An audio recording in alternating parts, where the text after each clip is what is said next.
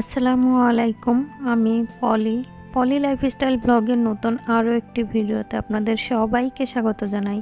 কেমন আছেন আপনারা সবাই? যে যেখান থেকে আমার ভিডিওটি দেখছেন আশা করি সবাই অনেক ভালো আছেন। আমরাও আপনাদের দোয়া এবং আল্লাহর রহমতে আলহামদুলিল্লাহ ভালো আছি। আমাদের প্রতিটি মেয়েদেরই একটা কর্মব্যস্ত দিন দিয়ে শুরু হয়, আর এই দিনটি শুরু হয় রান্নাঘর থেকেই। প্রতিদিন যে কাজটা করা হয়, সকালে ভোরবেলা উঠে হাত মুখ ধুয়ে একটু ফ্রেশ হয়ে চলে আসি রান্নাঘরে নাস্তা তৈরি করার জন্য।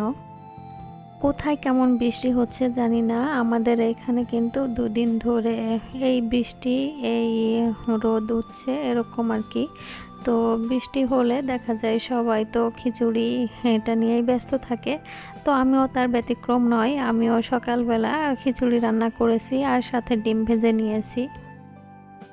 সকালের নাস্তা করে তারপরে তো এই বেডশিটটা একটু চেঞ্জ করে নিয়েছি।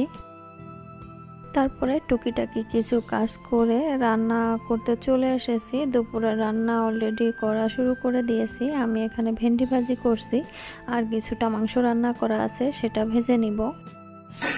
রান্না করতে করতে আপনাদের কাছে একটা রিকোয়েস্ট করি, প্লিজ ভিডিওটিতে একটা লাইক দিয়ে কন্টিনিউ করবেন। আর যারা নতুন আমার চ্যানেলে আজ প্রথম ভিজিট করছেন, তারা চাইলে চ্যানেলটাকে সাবস্ক্রাইব করে পাশে থাকা বেল বাটনটি প্রেস করে আমার পাশেই থেকে যেতে পারেন। ভেন্ডি ভাজিটা করে নিয়েছি। সেই ফ্রাই প্যানে আমি এখন মাংসটা ভেজে নিব। তো এই মাংসটা রান্না করার পরে এইভাবে ভেজে খেতে কিন্তু খুবই ভালো লাগে। গরুর মাংস হোক আর মুরগির মাংস হোক, যেটাই হোক না কেন, মাংস রান্না করার পরে ফার্স্টে খাওয়ার পরে যতটুকু থাকে বাকি অংশটা আমি সবসময়ের জন্য এইভাবে ঝাল পেঁয়াজ দিয়ে ভেজে খাই। এটা আসলে ওইভাবে শেয়ার করা হয় না, তো চিন্তা করলাম আজ একটু শেয়ার করি আমার আপুদের সাথে। মাংস রান্না করার পরে যে স্বাদটা আমার কাছে মনে হয় তার থেকে দ্বিগুণ স্বাদ এইভাবে মাংস যদি ভেজে খাওয়া হয়। আর আমি বলবো একবার হলেও আপনারা ট্রাই করতে পারেন, আশা করি ভালো লাগবে সবার। মাংসটাকে ভাজি করার জন্য বড় বড় পিস ছিল, আমি পিসগুলো একটু ছোট করে কেটে নিয়েছি। সাথে 2-1 পিস আলুও ছিল, আলুগুলোও ছোট সাইজ করে কেটে নিয়েছি। তারপরে ফ্রাই প্যানে তেল দিয়ে বেশ কিছুটা পেঁয়াজ কুচি আর কাঁচামরিচ কুচি করে সামান্য একটু হলুদ দিয়ে ভেজে নিয়েছি। হালকা লাল হওয়ার পরে মাংসটা আমি ওর ভিতরে দিয়ে দিয়েছি। মাংসটা দিয়ে কিছু সময় নাড়াচাড়া করে মাংসটাকে আমি নামিয়ে নিয়েছি। দুপুর টাইমটা পার করেছি খাওয়া দাওয়া করে। এখন চলে এসেছি সন্ধ্যার ভিডিওতে।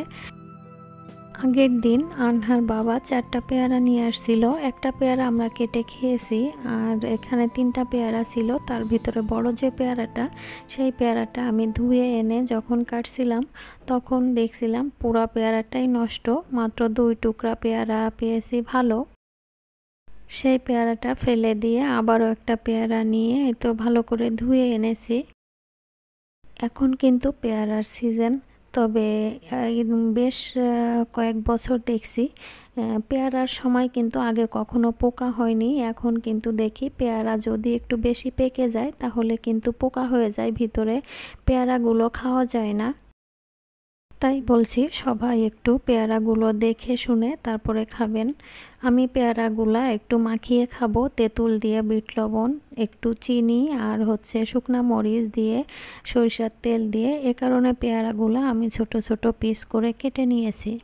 পেয়ারাগুলো কাটার পরে আমি যে পাত্রটাতে মাখাবো সেই পাত্রটাতে উঠিয়েছিলাম। পরে আবার চিন্তা করলাম আগে তেঁতুলটা মাখিয়ে নিই, এ কারণে পেয়ারাগুলো আবারও চপিং বোর্ডে ঢেলে রেখেছি।